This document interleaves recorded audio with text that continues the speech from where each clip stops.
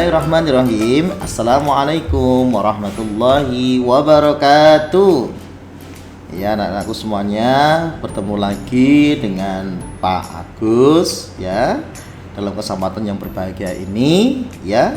Anak-anakku semuanya, hari ini kita akan belajar yaitu masih dalam tema 7 anak-anak ya, tema 7 subtema 4 pembelajaran ke-6. Oke, sebelum kita mulai coba bukunya disiapkan terlebih dahulu.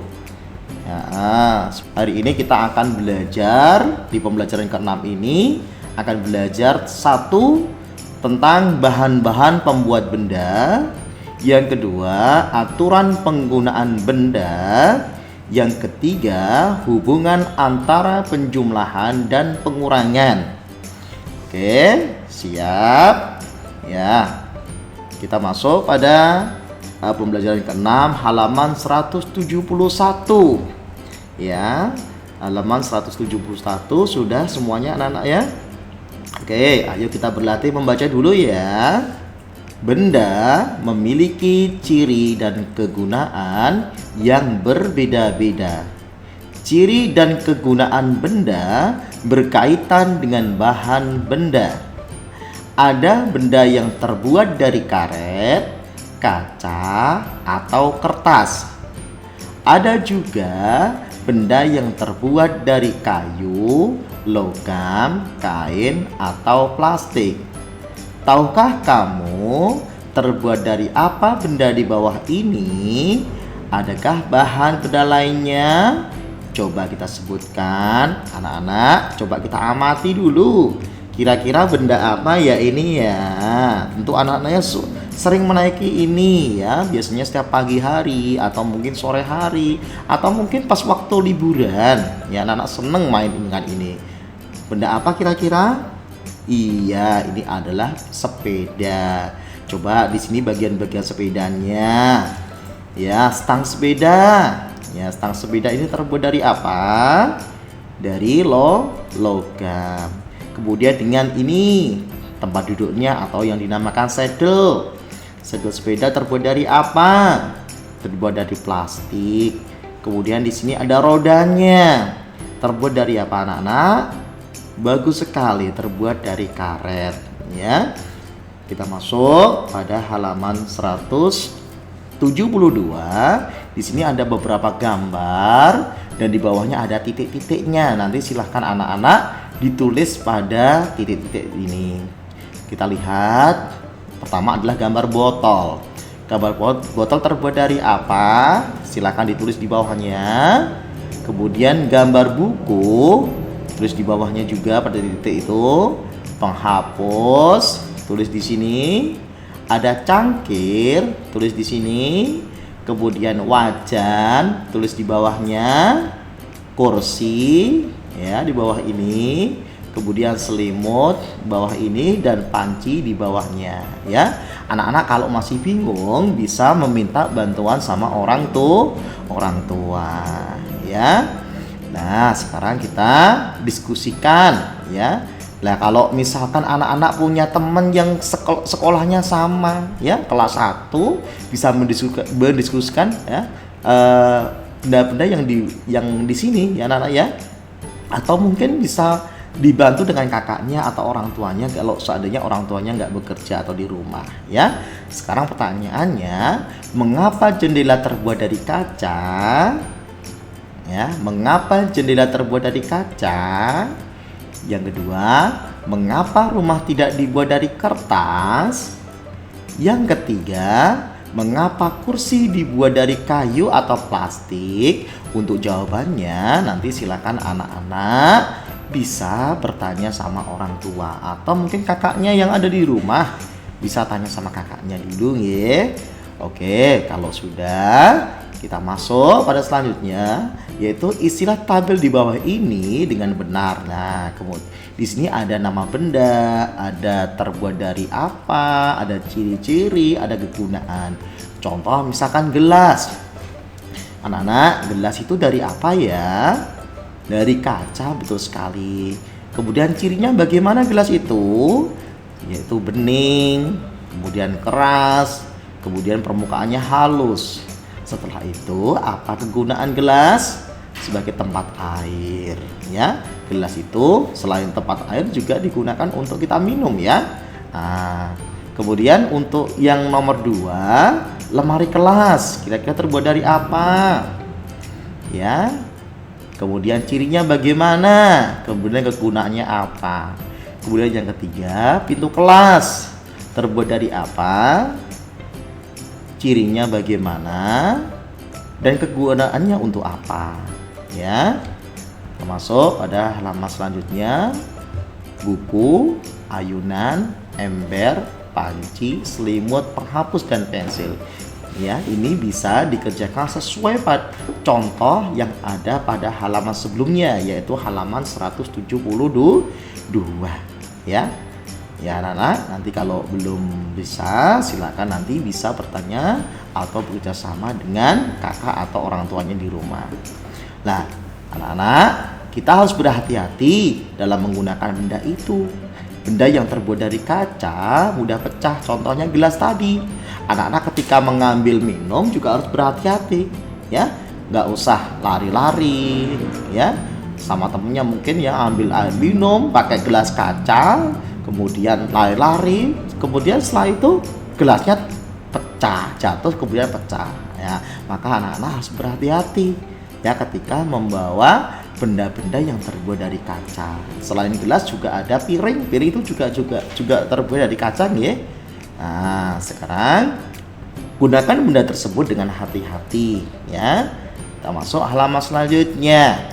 Kalau tadi kita sudah membahas tentang masalah benda-benda yang terbuat dari kaca, kemudian apa tadi ya yang terbuat dari kaca, yaitu piring, kemudian gelas. Nah, sekarang kita perhatikan ya gambar gelas berikut. Ya, gambar gelas berikut. Di sini ada soalnya. Ibu Siti memiliki 30 buah gelas, ya. Satu deret ini jumlahnya berapa? Kita hitung. 1 2 3 4 5 6 7 8 9 10. Kalau satu deret ada 10, maka kita hitung ada berapa deret? 1 2 3. Berarti kalau ada 3 deret jadinya berapa?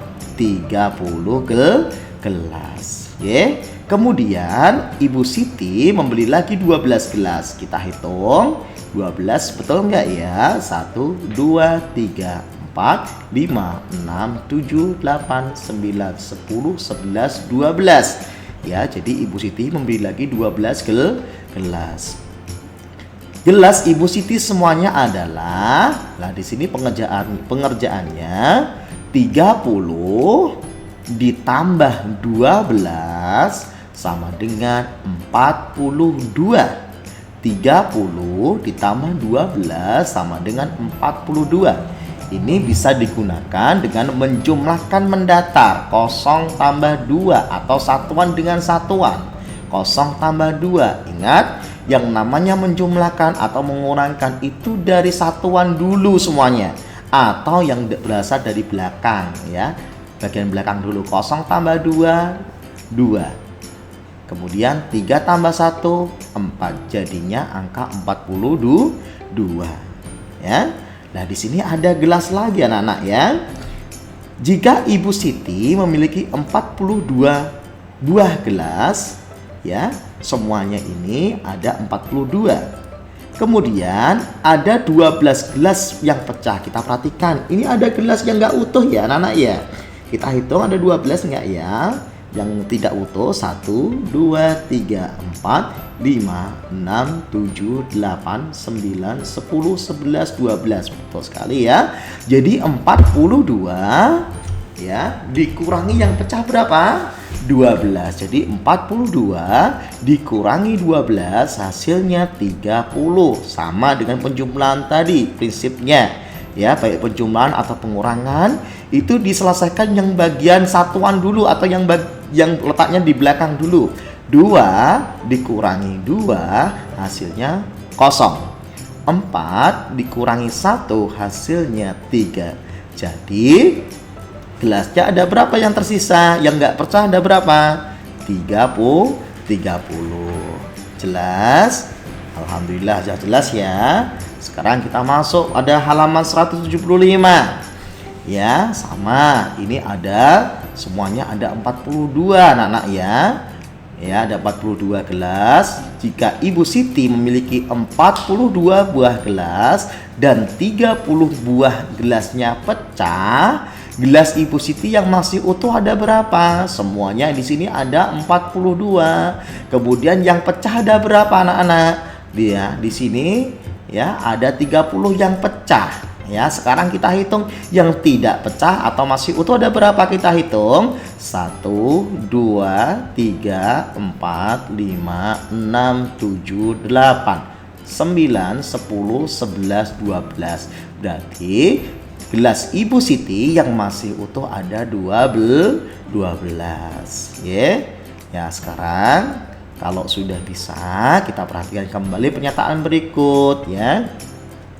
30 ditambah 12 sama dengan 42. Saya ulangi lagi. 30 ditambah 12 sama dengan 42. Kemudian kita balik. Yang hasilnya ditaruh di depan. 42 dikurangi 12 sama dengan 30. Ini kan sama anak-anak ya. Angka-angkanya sama. Ya, di sini 42 dikurangi 12 berarti yang belum ditulis angka berapa? Nah, betul sekali angka 30. Kita masukkan di sini. Oke. Kemudian 42 dikurangi 30, angka berapa yang belum ditulis? Iya, berarti angka 12. Oke. Dari sini sudah jelas. Oke, kalau sudah jelas kita baca lagi. Dapatkah kamu melihat hubungan dari penjumlahan dan pengurangan? Cobalah selesaikan soal-soal berikut. Ya. Ya, ini ada berapa ya? Halaman 176. Sebuah toko buku memiliki 22 buah pensil. Kemudian toko buku menambah lagi 24 pensil. Pensil di toko buku semuanya berjumlah berapa? Ya, saya ulang lagi.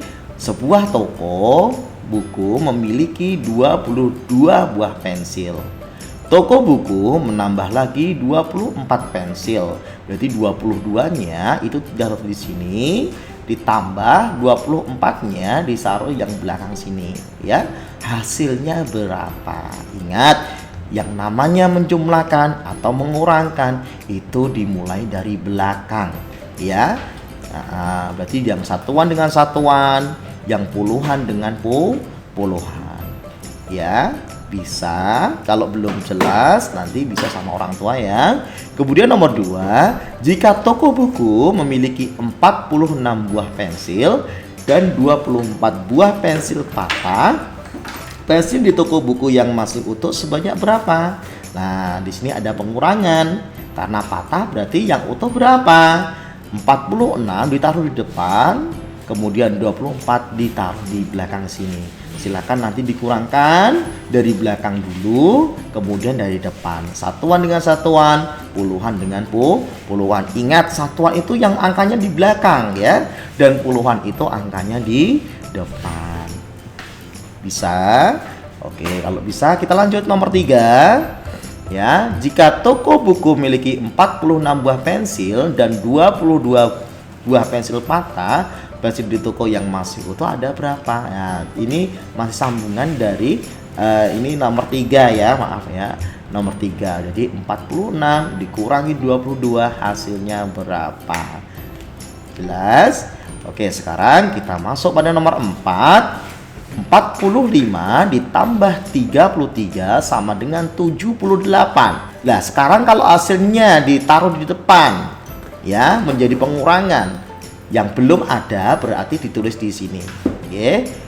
Jelas? Sekarang masih sama. 78 dikurangi 45 sama dengan angka berapa yang belum ditulis? Ya, angka berapa? Betul, angka 33 ditulis di sini. Oke. Begitu juga untuk soal nomor 5 dan nomor 6. Ya, udah jelas nggih? Menggunakan benda di sekitar harus berhati-hati. Jika tidak berhati-hati dapat membahayakan keselamatan. Ingat ya, ketika tadi kita menggunakan benda yang terbuat dari kaca, ketika jatuh ya itu harus hati-hati ya. Jangan sampai nanti jatuh kemudian melukai diri kita. Ya, sekarang kita perhatikan untuk halaman 178 ya. Perhatikan gambar berikut, beri tanda centang pada perbuatan yang benar dan berikan tanda silang pada perbuatan yang salah. Tuliskan pula alasannya. Contoh, misalkan di sini ada anak sedang ngapain ini ya kira-kira? Oh iya, ada anak yang sedang mencoret-coret tembok. Kira-kira ini perbuatan yang benar atau tidak ya? Ya, berarti ya kalau seperti ini, karena ini juga termasuk nanti merugikan orang lain ya, membuat kotor tembok orang lain, berarti ini perbuatan yang salah. Kalau perbuatan yang salah bagaimana? Kita beri tanda silang di sini ya. Beri tanda silang, kemudian alasannya apa?